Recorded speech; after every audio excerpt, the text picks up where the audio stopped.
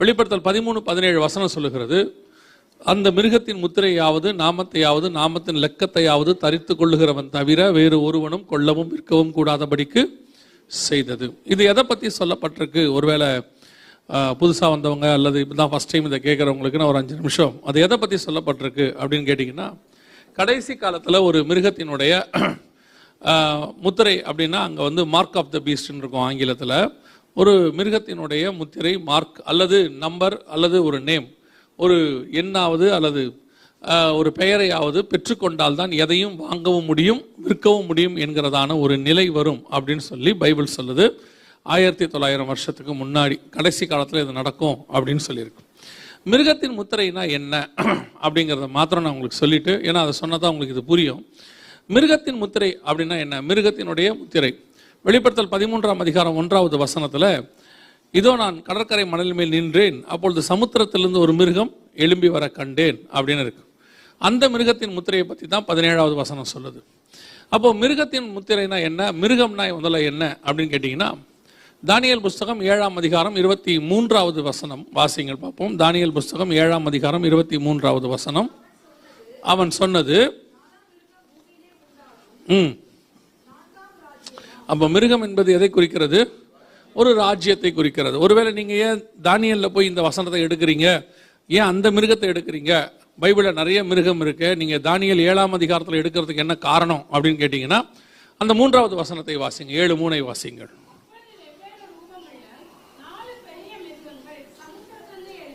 இப்போ 13ஆம் அதிகாரம் 1ஆம் வசனம் வெளிப்படுத்தின விசேஷத்திலையும் மிருகம் சமுத்திரத்திலிருந்து தான் வருகிறது. தானியேல் புஸ்தகம் 7ஆம் அதிகாரம் 3வது வசனத்திலையும் மிருகம் சமுத்திரத்திலிருந்து தான் வருகிறது. அதனால தான் நம்ம அதை அங்கேருந்து எடுக்கிறோம். அதுக்கான விளக்கம் அங்கே இருக்கு. மிருகம் நிறைய இடத்துல இருந்து வரும். இப்போ நீங்கள் வெளிப்படுத்தின விசேஷத்தையே வாசிங்கன்னா, 12ஆம் அதிகாரம் 3ஆம் வசனத்தில் வானத்தில் ஒரு அடையாளம் வரும். 13ஆம் அதிகாரம் 1ஆம் வசனத்தில் சமுத்திரத்திலிருந்து வரும். 13ஆம் அதிகாரம் 11வது வசனத்தில் பூமியிலிருந்து வரும். 17ஆம் அதிகாரம் 8-9 வசனங்களில் பாதாளத்திலிருந்து வரும். ஒவ்வொரு இடத்துல இருந்து வரும். ஒவ்வொன்றதுக்கும் ஒரு ஆவிக்குரிய விளக்கம் இருக்கு. அதுக்கு பின்னாடி கர்த்தருடைய சத்தியம் இருக்கு. இப்போ இந்த இடத்துல குறிப்பாக சமுத்திரத்திலிருந்து ஒரு மிருகம் வருகிறது அப்படின்னா என்ன அர்த்தம்னா, தானியேல் 7:23 சொன்னது, அவன் சொன்னது 4ஆம் மிருகம் பூமியிலே உண்டாகும் 4ஆம் ராஜ்யமாம், கவர்மெண்ட், அரசாங்கம் அப்படின்னு இருக்கு. ஏன் ஆண்டவர் வந்து ஒரு மிருகத்தோடு கூட அரசாங்கத்தை ஒப்பிடுகிறார் அப்படிங்கிறதுக்கும் காரணம் இருக்கு. ஏன் நீங்கள் ஒருவேளை ஏன் திடீர்னு கவர்மெண்ட்டை போய் ஒரு அரசாங்கத்தோடு ஒப்பிடுகிறார் அப்படின்னா, ஃபர்ஸ்ட் கவர்மெண்ட் ஆண்டவர் ஃபார்ம் பண்ணது மனுஷனை வச்சு தான் ஃபார்ம் பண்ணாரு, ஆதாமை வைத்து. 1ஆம் அதிகாரம் 28ஆம் வசனம் ஆதியாகமத்தில், ஆண்டு கொள்ளுங்கள் அப்படின்னு சொல்லி கர்த்தர் ஒரு ஃபர்ஸ்ட் கவர்மெண்ட் ஃபார்ம் பண்ணார். அந்த கவர்மெண்ட்டை மனுஷன் மிருகத்தின் கையிலே கொடுத்து விட்டான். 3ஆம் அதிகாரம் 1ஆம் வசனம் ஆதியாகமத்தில், சர்ப்பமானது சகல காட்டு மிருகங்களை பார்க்கிலும் தந்திரம் உள்ளதாக இருந்தது அப்படின்னு இருக்கு. ஸோ மிருகத்தின் கையிலே மனுஷன் கொடுத்துட்டான். இப்போ அந்த மிருகத்துக்குள்ள இருந்த பிசாசு அந்த ஆளுகையை தொடங்கிருச்சு. 4ஆம் அதிகாரம் மத்தேயு சுவிசேஷத்தில் அதே பிசாசு ஆண்டவரை பார்த்து சொல்லுது, இந்த உலகத்தின் ராஜ்யங்களும் அதன் மகிமையும் எனக்கு கொடுக்கப்பட்டிருக்கிறது அப்படின்னு இருக்கு. ஸோ பிசாசின் கையிலே ஆதாம் வழியாக ராஜ்யங்கள் போயிருச்சு.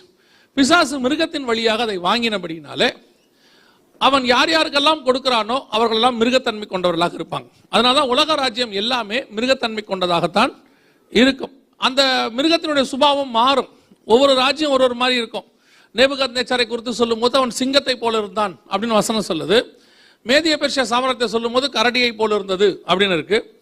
அலெக்சாண்டர் கிரேக்க சாம்ராஜ்யத்தை குறித்து சொல்லும் போது அவன் சிறுத்தையை போல இருந்தான் அப்படின்னு இருக்கு. ரோம சாம்ராஜ்யத்தை குறித்து சொல்லும் பொழுது அது கெடியதும் கொடியதுமாய் இருந்தது அப்படின்னு இருக்கு. இப்படி ஒவ்வொருத்தரை பற்றி சொல்லும் போது ஒவ்வொரு மிருகத்துக்கு ஆண்டவர் எக்ஸாம்பிளாக சொல்றார். அதனாலதான் நம்ம எப்பவுமே சொல்றோம், இந்த பூமிக்குரிய ராஜ்யம் நம்முடையது அல்ல. ஏன்னா இதெல்லாம் மிருகத்தின் சாம்ராஜ்யம். இதுக்கு பின்னாடி பிசாசு இருக்கும். அந்த சாம்ராஜ்யத்தை பிசாசு நடத்தும். அதை நடத்துகிற மனுஷன் ஒரு மிருகத்தன்மை கொண்டவனாக இருப்பான். அதனாலதான் நேபுகாத்நேச்சரை பத்தி வசனம் சொல்லுது, அவனுக்கு மனித இருதயம் கொடுக்கப்பட்டது அப்படின்னு இருக்கு. ஏன்னா அதுக்கு முன்னாடி அவன் எப்படி இருந்தான்? மிருகத்தை போல இருந்தான். ஸோ இந்த உலகத்தின் ராஜ்யமும் அரசியலும் எல்லாமே மிருகத்தன்மை கொண்டதாகத்தான் இருக்கும். மனுஷத்தன்மை கொண்ட ஒரே ஒரு சாம்ராஜ்யம் வருமானால் அது இயேசு கிறிஸ்துவின் 1000 வருஷ அரசாட்சி மட்டுமே. அல்லேலூயா. அதனாலதான் வசனம் சொல்றது, மனுஷகுமாரன் மேகங்கள் மேல் வருவார் அப்படின்னு சொல்லி. அவர் 1000 வருஷம் மனுஷன் சுபாவத்தோடு கூட ஆட்சியை நடத்துவார். தேவன் உண்டாக்கின மனுஷன் ஆதாமை போல. இது இப்ப இருக்கிறது எல்லாமே மிருகத்தன்மை கொண்டது. அதனாலதான் சபைக்கும் உலக அரசியலுக்கும் சம்பந்தம் இல்லை. சபைக்கும் உலகத்தில் இருக்கிற எந்த விதமான ராஜ்ய பாரத்துக்கும் என்ன கிடையாது, சம்பந்தம் இல்லை. நாம உலக ராஜ்யத்துக்குள்ளேயும் போகக்கூடாது, உலக ராஜ்யம் நமக்குள்ளேயும் வரக்கூடாது. சபைக்குள்ளேயும் உலகம் வரக்கூடாது. சபை உலகத்துக்குள்ள போய் உலகத்தை சபையா மாத்தணுமே ஒழிய, நீங்க நிறைய பேருக்கு ஆசை இருக்குது இந்த உலகத்தில் இருக்கிற கவர்மெண்ட்ல பங்கு பெற்று எம்பி ஆகணும், எம்எல்ஏ ஆகணும் அப்படின்னு சொல்லி இருக்கிறவங்களுக்கு இருந்துட்டு போட்டோம். ஆனா உங்களுக்கு எனக்கும் ஆசை உலகத்தின் ராஜ்யத்தில் இல்லை, நாம் அவரோடு கூட பாடு சகித்தோமானால் அவரோடு கூட ஆளுகையும் செய்வோம் என்று வசனம் சொல்லுகிறது. சோ நம்முடைய எதிர்பார்ப்பு இயேசு கிறிஸ்துவின் அரசாட்சியின் மேல் தான் இருக்கணும். அவருடைய, அதனாலதான் இயேசு ஜெபம் பண்ணும்போது என்ன சொல்லி கொடுத்தாருன்னா, உம்முடைய ராஜ்யம் வருவதாக. நம்ம எந்த ராஜ்யத்துக்கு காத்திருக்கணும்? ஆமா, அந்த ராஜ்யம் வரும் இந்த ராஜ்யம் வரும்னு காத்திருந்து அது வராம போய் தப்பா போய் பிரச்சனையாய் போய் பின்னாடி அவமானப்பட்டு அசிங்கப்பட்டு நிக்கிறதுக்கு பதிலா இயேசுவின் ராஜ்யம் வரும்னு மட்டும் ஜெபம் பண்ணிட்டோம்னா அது மிஸ்ஸே ஆகாது. கண்டிப்பா இயேசுநாதர் ஒரு நாள் ராஜ்யம் பண்ணும்படி பூமியிலே வருவார். அல்லேலூயா. அப்ப நம்ம எப்பவுமே இயேசுவின் ராஜ்யத்துக்கு தான் காத்திருக்கணும். மற்ற ராஜ்யத்தை பத்தி நமக்கு கவலையே இல்லை. இன்னும் உங்களுக்கு நான் ஒருபடி மேல போய் சொல்றேன். இப்ப நம்மளை பொறுத்த வரைக்கும் ஒண்ணு தெரிஞ்சுக்கணும், இந்த உலகத்தின் ராஜ்யங்கள் எல்லாம் தேவனுடைய கண்ட்ரோலுக்கு கீழே தான் இருக்கு. அல்லேலூயா. எப்படிங்க சொல்றீங்க அப்படின்னா, வெளிப்படுத்தின விசேஷம் 1ஆம் அதிகாரம் 5வது வசனம் சொல்லுது. வெளிப்படுத்தல் 1:5, உண்மை உள்ள சாட்சியும் மரித்தோரிலிருந்து முதற் பிறந்தவரும் பூமியின் ராஜாக்களுக்கு, பூமியின் ராஜாக்கள் எத்தனை ராஜாக்கள் எங்க இருந்தாலும் சரி, அது இங்கிலாந்து இளவரசியாக இருந்தாலும் சரி, அது உலகத்தில் இருக்கிற எப்பேற்பட்ட ராஜாவாக இருந்தாலும் சரி, அத்தனை பேருக்கும் அதிபதி யாருன்னா ஆண்டவராக இயேசு கிறிஸ்து என்று வசனம் தெளிவா சொல்லுது. அதனாலதான் ராஜாக்களை தள்ளி ராஜாக்களை உருவாக்குறவர்னு இருக்கு. அவர் தான் எல்லாத்தையும் வச்சிருக்கிறாரு. எல்லாரும் நினைச்சுக்கிறோம் நாம எல்லாரும் அவங்க வந்திருக்காங்க இவங்க வந்திருக்கிறாங்கன்னு, எல்லாரையும் உட்கார வச்சிருக்கிற அவர் தான். கொஞ்சம் ஆடினா கீழே தள்ளிவிடுவாரு.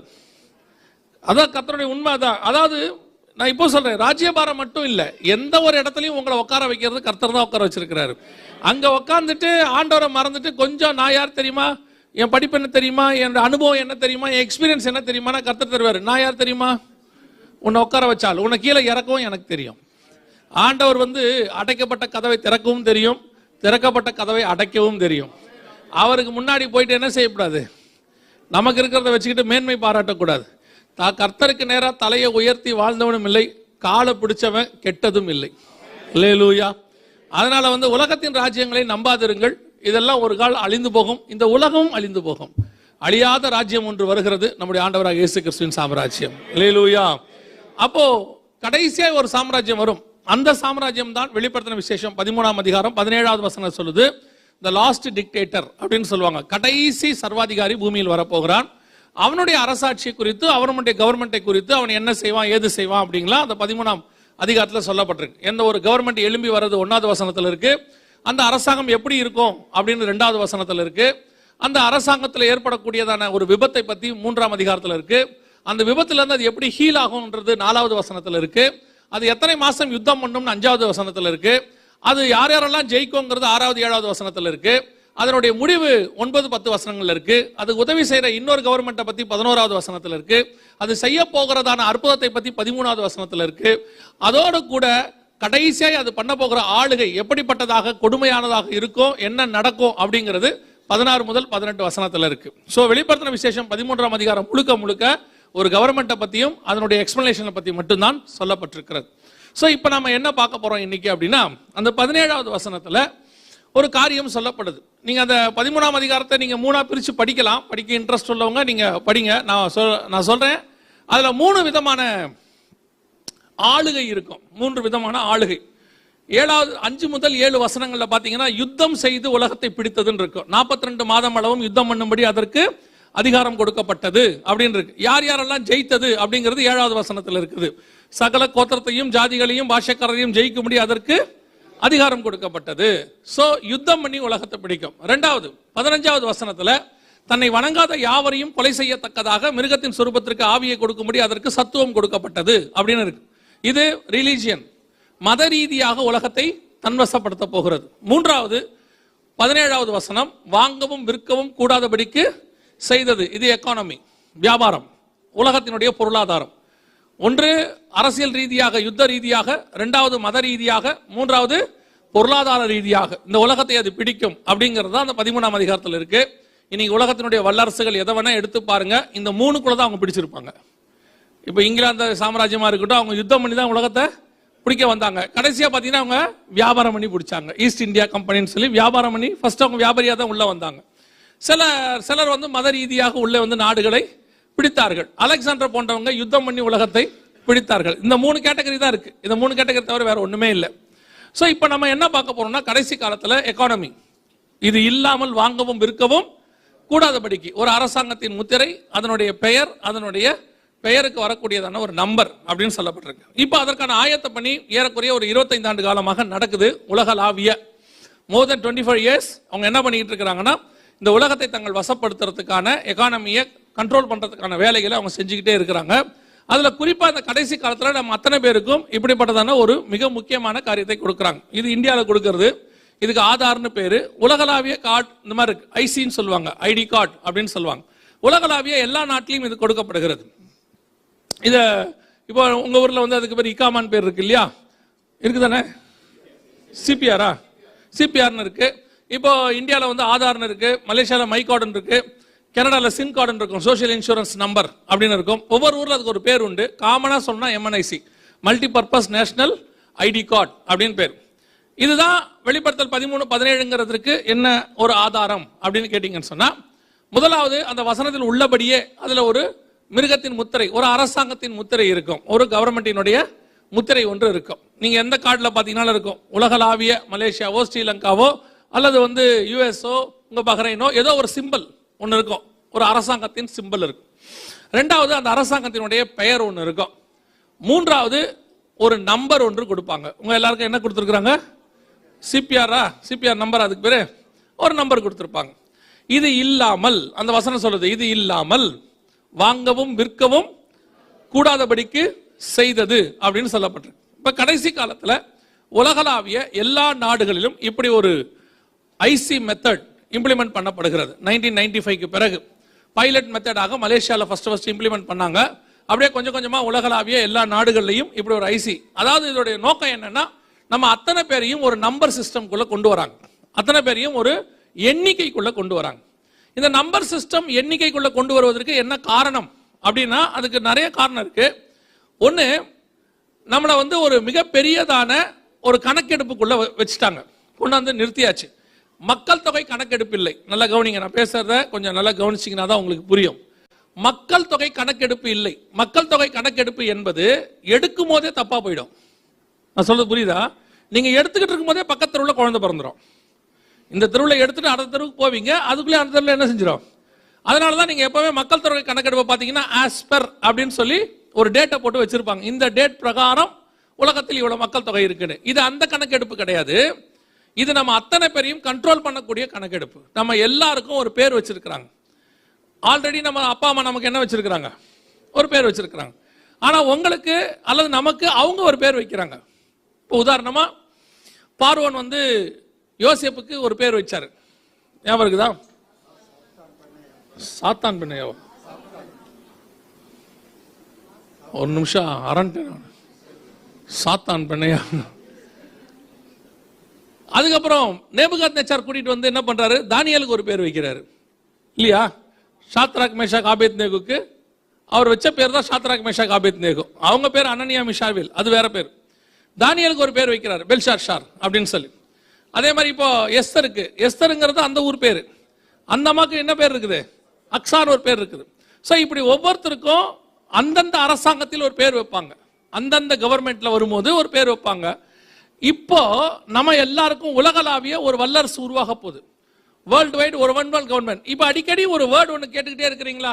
நியூ வேர்ல்டு ஆர்டர் ஒன்று ஃபார்ம் பண்ணணும், நியூ வேர்ல்டு ஆர்டர் அப்படின்னா என்ன?